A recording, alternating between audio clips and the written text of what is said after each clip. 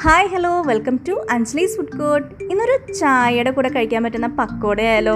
തമ്മിലിൽ നിന്ന് മനസ്സിലാക്കിയിട്ടുണ്ടാവും എന്താ സംഭവം എന്ന്.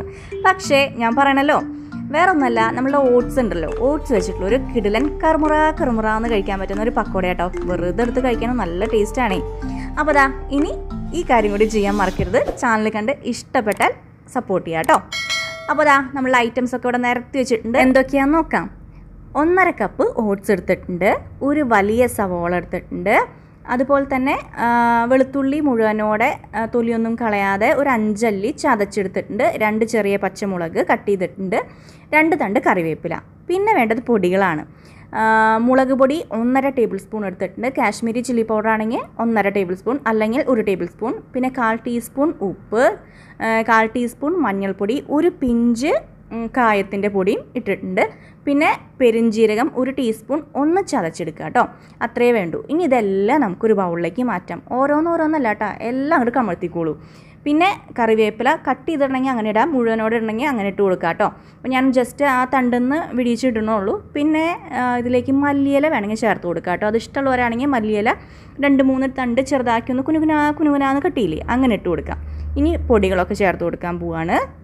അപ്പോൾ പൊടികളിൽ നമുക്ക് ഇനി ഗരം മസാലയോ ചാട്ട് മസാലയോ ചിക്കൻ മസാലയോ അങ്ങനെ എന്ത് വേണമെങ്കിൽ ചേർത്ത് കൊടുക്കാം. എനിക്കിപ്പോൾ നോർമൽ ഒരു സാധാരണ പക്കോട പോലെ ഞാൻ എടുക്കുന്നത്, അതുകൊണ്ട് തന്നെ കൂടുതൽ പൊടികളൊന്നും ഇട്ടിട്ടില്ല. നമുക്ക് ആവശ്യത്തിനുള്ള എരിവും ഉപ്പും മുളകും അത്ര തന്നെ ഉള്ളൂ കേട്ടോ. ഇനി നമ്മളുടെ മെയിൻ താരം എത്തിയിരിക്കുകയാണ്. ഓട്സ് 1.5 കപ്പ് ഓട്സ് ചേർത്ത് കൊടുക്കുകയാണ്. അപ്പോൾ നിങ്ങളുടെ വീട്ടിലെ ആൾക്കാരുടെ എണ്ണ അനുസരിച്ച് ഇതിൻ്റെ അളവ് കൂട്ടുക കുറയ്ക്കുകയൊക്കെ ചെയ്യാം കേട്ടോ. അപ്പോൾ ഇവിടെ ഒരു 4 പേർക്ക് കഴിക്കാനുള്ളതാണ്. 4 പേർക്കൊരു ആവശ്യത്തിന് കഴിക്കാനുണ്ടായിരുന്നു കേട്ടോ. അപ്പോൾ അതാ ഇനി ഞാൻ കുറച്ച് വെള്ളം ഒഴിച്ചിട്ട് നന്നായിട്ട് മിക്സ് ചെയ്യാൻ പോവാണ്. വെള്ളം അപ്പാടെ അങ്ങോട്ട് കമഴ്ത്തരുത് കേട്ടോ. കാരണം എന്താണെന്ന് വെച്ചിട്ടുണ്ടെങ്കിൽ വെള്ളം കൂടിപ്പോയാൽ നമുക്കത് ശരിക്കും ആ ഒരു പക്കോടയുടെ ഒരു ഇതിൽ കിട്ടില്ല. അതുകൊണ്ടാണ് പറയുന്നത് കുറേശ്ശെ വെള്ളം ഒഴിക്കുക, എന്നിട്ട് ഇതുപോലെ അങ്ങോട്ട് കുഴയ്ക്കുക നന്നായിട്ട് അങ്ങോട്ട് മിക്സ് ചെയ്തെടുത്തോളൂ.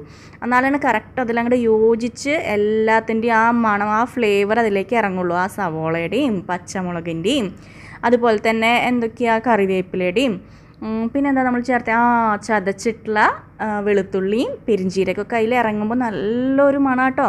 അപ്പോൾ ഇത് വെറുതെ കഴിക്കാൻ തോന്നും. ഇപ്പോൾ നമുക്ക് ഉപ്പുണ്ടോയെന്നൊന്ന് നോക്കണം. ഉപ്പിൻ്റെ പാകമൊക്കെ നോക്കുക, ഇല്ലെങ്കിൽ കുറച്ചും കൂടിയൊക്കെ ഇട്ട് കൊടുക്കുക. എനിക്ക് കറക്റ്റ് പാകം തന്നെയായിരുന്നു കേട്ടോ.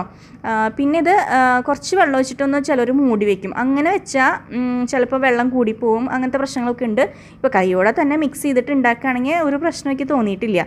അപ്പോൾ ആദ്യമൊക്കെ ഉണ്ടാക്കുന്നവരാണെങ്കിൽ കൈയോടെ തന്നെ ഇതിങ്ങനെ കുഴച്ചിടാൻ നോക്കുക കേട്ടോ. അപ്പോൾ ഇതുപോലെ അങ്ങോട്ട് പിടിക്കുമ്പോൾ കണ്ടില്ലേ, ഇങ്ങനെ കൂടി കിട്ടില്ലേ, ഇതുപോലെ ഒരു ഉരുള പിടിക്കാൻ പറ്റുന്ന ഒരു പാകം എന്ന് പറയില്ലേ, ഇങ്ങനെ കിട്ടണം കേട്ടോ. അതാണ് കറക്റ്റ് അതിൻ്റെ പാകം. ഇനി നമുക്ക് ഇതിനെ വറക്കാൻ തുടങ്ങാം. നല്ല മണം വരുന്നുണ്ട് ഇപ്പോൾ തന്നെ. അപ്പോൾ ഇനി ഞാനൊരു കടായി എടുക്കുക, ഇല്ലെങ്കിൽ ഒരു പാൻ എടുക്കുക, അതിലേക്ക് ഓയിൽ ഒഴിച്ച് കൊടുക്കുക. വെളിച്ചെണ്ണയിലല്ല കേട്ടോ, ഞാനിപ്പോൾ ഗോൾഡ് വിന്നർ ഓയിലാണ് ഉപയോഗിക്കുന്നത്. അപ്പോൾ നിങ്ങൾ ഏത് ഓയിലാണോ ഉപയോഗിക്കുന്നത് അതെടുക്കാം, കുഴപ്പമൊന്നുമില്ല. പക്ഷേ വെളിച്ചെണ്ണയെക്കാട്ടും നല്ലത് നമ്മളുടെ സാധാരണ വെജിറ്റബിൾ ഓയിലൊക്കെ ഇല്ലേ, അതാണ് എനിക്ക് കൂടുതലായിട്ട് നന്നായി തോന്നിയിരിക്കുന്നത്. ഈ വെളിച്ചെണ്ണയുടെ കുത്തെടുക്കും, അതുകൊണ്ടാണ് പറയുന്നത്. അപ്പോൾ അതാ നന്നായി വെട്ടി തിളയ്ക്കുമ്പോൾ ഓരോരോ കുഞ്ഞു പക്കോടകളാക്കിയിട്ട് ഇതിലേക്ക് ഇട്ട് കൊടുക്കുക. അപ്പോൾ ഇങ്ങനെ കട്ട പിടിച്ചിട്ട് ഇടാൻ നിൽക്കരുത് കേട്ടോ. കുറച്ചിങ്ങനെ ഗ്യാപ്പ് ഇട്ടിട്ട് വേണം അതൊന്ന് ഫ്രൈ ചെയ്തെടുക്കാൻ. ഒന്ന് തിരിച്ചും മറിച്ചൊക്കെ ഇട്ട് കൊടുക്കണ്ടേ. അപ്പോൾ അതിനനുസരിച്ച് നമ്മൾ ഗ്യാപ്പ് ഇട്ടോളൂ, ഇല്ലെങ്കിൽ അത് നമ്മൾ ഈ കയ്യിൽ വെച്ചിട്ടൊക്കെ ഇളക്കണ സമയത്ത് അതും ഇതൊക്കെ പൊട്ടിപ്പോവും.